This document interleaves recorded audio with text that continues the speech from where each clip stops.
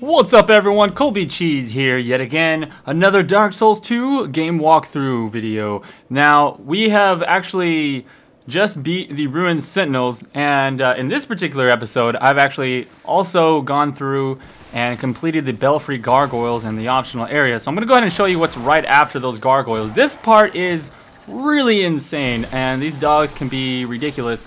Now, this is made very much manageable by area of effect abilities and weapons such as this spear here, but at the same time you are going to get invaded by this little dickhead, so this is just an NPC that will always invade you. Do your best to try and take out those dogs as quickly as you can. I remember when I did my faith build, I used that little area lightning damage spell that you get from the quartermaster of the Blue Sentinels, and that worked really well here. Of course, there's a lot of other things that can do you well. I'm sure the strong R2 on the halberd would work very nicely as well. But in any case, the idea of coming down here is that you will grab a key, an optional key, of course. It's not something that you require. I did my first playthrough without coming through this area because I didn't do the Belfry area until much later as well. But either way, I'm showing you this for now. So just keep in mind, if you don't want to or cannot get through the Belfry Gargoyles, then this is not a big deal. So we're going to go ahead and head back on up to the rest of Bastille. We're going to be going through up until the boss in this episode. So this is where we left off back whenever we finished off the Ruined Sentinels. And we're just going to head this direction, running down this long hall. You'll notice I got my whip and my dagger ready to go straight up against these guys and just backstab people to death. And this one is a little bit different than the guys that we have seen previously because he will actually throw little fireballs at you. No big deal. Pretty much the same strategy. Jump behind him and stab him a few times. This right here, be very careful that you do not roll off the edge. You might want to just kind of stab the boxes rather than roll. But if you know where to roll, you should be okay.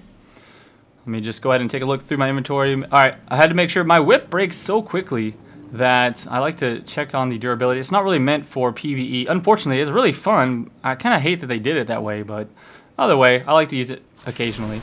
Let's go ahead and whip it good. Those guys are a pain in the butt. You'll start seeing these guys every once in a while. I don't know why that message is. I'm pretty sure there's no secret wall. Okay, just making sure I haven't missed something. That door over there is a false door. It just opens up to nothing, actually.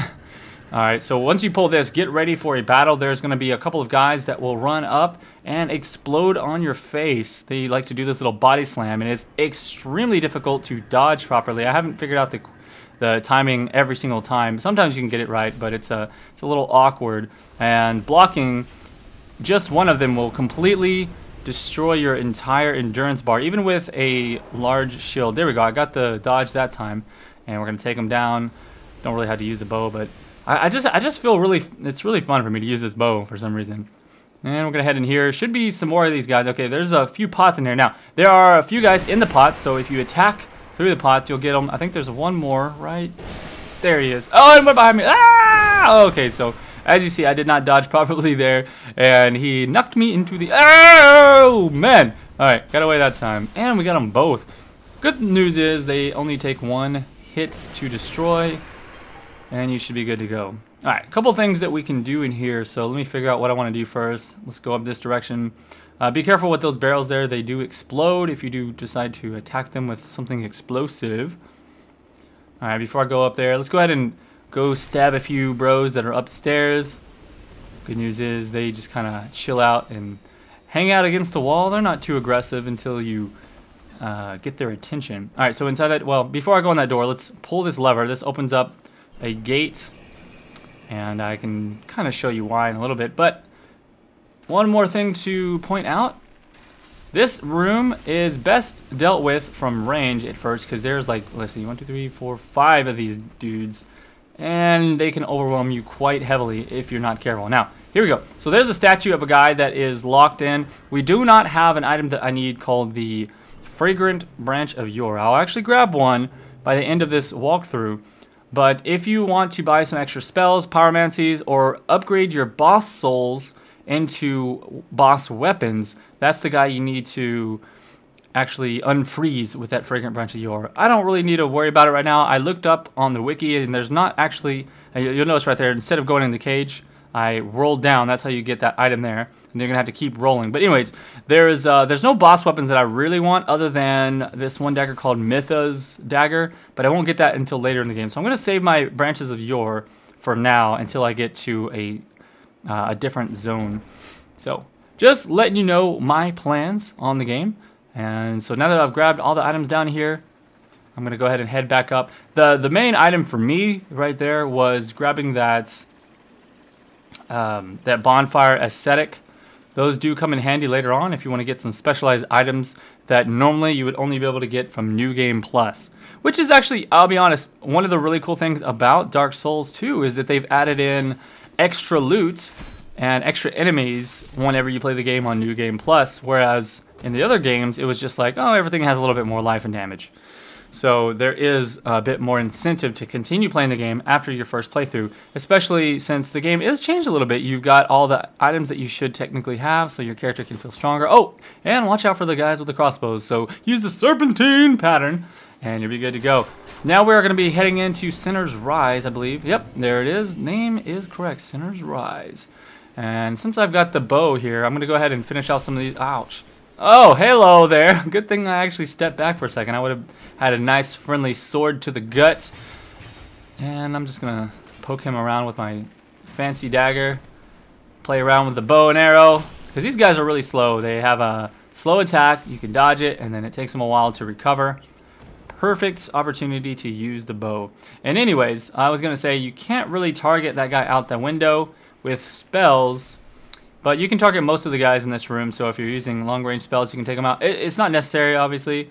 It's just easier for me to take them out one by one from up top, because once you're right in there, you have to have some really good dodging and blocking skills in order to not get hit with multiple crossbow bolts. Yeah. So before you go down there, though, make sure you head up this ladder here, and you will find a nice, nifty little shortcut. Excuse me. Lost a little Soul of the Undead there, and let's go ahead and light up the bonfire. And I don't...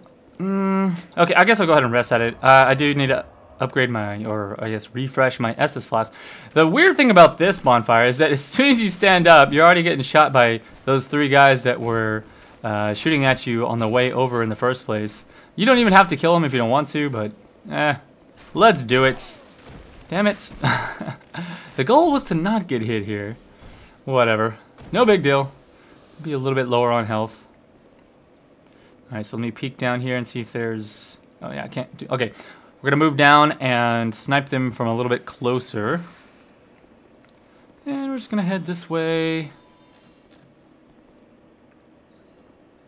Alright, if I can just find an angle on someone here. Alright, there we go. And sniped. Sniped. Alright, one more over here. And then the one in the door will take him out. Sniped. And, oh. Yeah, that one I cannot reach. Actually, I can just go around the other side. So let's run around this direction. We'll give him... really? Come on, sir. Alright, you're going to get the spear. No, in fact, the dagger... Oh, okay. Alright, this guy, he's got some... He's still trolling me, man. Oh, and there's another one I didn't kill. Damn it! Unnecessary damage being taken here. Alright, I believe there's an item right around the corner here. We're going to pick that one up, just a human effigy. And we are about to descend into the pits. Into the pits of Sinner's Rise. Pretty soon we'll be meeting up with the boss here, but there are a couple of good items that you want to grab. I believe a Sublime Bone Estus, or Sublime Bone Dust, as well as an Estus Flask Shard. So this is a really good area for upgrading your Estus Flasks here. Now, these little creatures that are in this water can be a pain in the butt, but there is a trick to them. For the first one here, I've actually never tried to kill these guys from range just because they're so tanky, but since I have a bow, I don't have to worry about running out of spells. Let's go ahead and see how much damage my bow does. A little bit annoying, actually. It takes a while to kill them with the bow. Only do 126 damage, and they have a lot of life, as you can see. But I'm about to show you a trick to killing these guys. Well, you can keep doing that if you want, but I'm going to show you how to do this as melee. So let me go ahead and find one more of these guys. Alright, so what you want to do is you want to block or dodge, and then get right up behind them. They can be backstabbed! Look at that! Boom! One shot, son! Get wrecked! I don't know why those guys are backstabbable, but it's funny. And secret area, booyah! Look at that. I think that's a funny secret area. That's definitely not one that's ever obvious at all. So Ritual Band and the Bleed Stone. Northern Ritual Band is one of those things that halves your HP, but it also increases the number of spell uses. So, pretty interesting. If you just want to have a lot of spells to cast and no life, then there you go. You can use that item. So there's our Sublime Bone Dust, a very important item to grab. If you don't grab anything else in here, that is the one that is certainly good to have. So on the left here, we're going to have another one of these creatures. So let's just roll up behind him and dodge. Okay, I didn't dodge that time. All right, let's dodge this next one. Dodge. Okay, or not. And alrighty then, I got wrecked. And I was also getting chased around by one of those exploder dudes. Okay, so it's usually easier to deal with a shield. I haven't tried to dodge them consistently. I'm just going to go ahead and fast forward being back down here. And there's the backstab. Well, I thought that was the backstab. There's the backstab. That was weird. Felt like the first one should have been a backstab, but the second one wouldn't. And juke. No, damn it. All right, juked it. Ah, okay, fine. Didn't hit me that time. And one shot. So, now that we've got that out of the way, let's move on. And now we just have to deal with these little running, exploding guys. So this is an area where that key may come in handy. The key, if you completed the Belfry Gargoyles, then you can use that key here in just a second. It's not a big deal. You're not going to miss anything ultra important, but I'll show you what you would miss if you didn't do the Belfry Gargoyle, and you can decide if you want to come back here later to use that key. All right. What you want to do, though, the important part here, which I learned the hard way, you want to actually check all these rooms and make sure you kill all the guys within them. I don't remember which rooms have them, but it's mostly the ones on the bottom. Oh, all right, so here's the key. So this is the Bastille key from killing the gargoyles, and inside you get a fire seed. So if you're using pyromancy, that is, of course, important to pick that up. Now, down here, let's go into each room one at a time and kill off all of the... I don't know what these enemies are called. Just call them annoying-ass zombie mummies. Oh, God. He snuck me that time. Let's kill him before he does it again. So I'm going to go ahead and heal that up. As you can see, they like to run out, and some of them are like hiding in the water. They'll just jump up from out of the water and get you. I'm going to long-range snipe that guy out. So I'll go ahead and let you know what happens if you go to the last part of the room, or if you start to pull the lever that leads to the next area. All of them will run out of the rooms and just swarm you. It's insane. So that is your warning.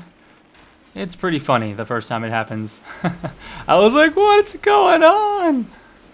Okay, I don't think there's anything else in this room, but I'm just going to double check, make sure there's not one hiding in the water somewhere, which I guess there is not. Alright, so this is the Estus Flask Shard. This is the important item, number 2, that you want to grab in this area. Or I guess number 3 if you're a Pyromancer. Oh, wait, never mind. That's not an Estus Flask Shard. I was completely wrong. I guess it's just the Bone Dust. But Pharaoh's Lockstone is also good to have for various things in the game, which we've already used a couple of times. So there's the lever. Now, if you wanted to not have to use that lever, you can actually, there's on the upper level there was a couple of doors that you can just bypass. But in any case, I'm going to skip the boss fight. I'm not going to show you the trick to it. If you want to see the trick, check out my boss kill series. But overall, this is our first primal bonfire that is lit. And of course, turn to the left, open up this chest, and you will get your fragrant branch of yore that I was talking about earlier in the episode. So thank you guys for watching up till now in the Dark Souls 2 walkthrough. Hopefully you are enjoying yourself so far, and I look forward to seeing you guys in the future. So until next time, peace out, bros.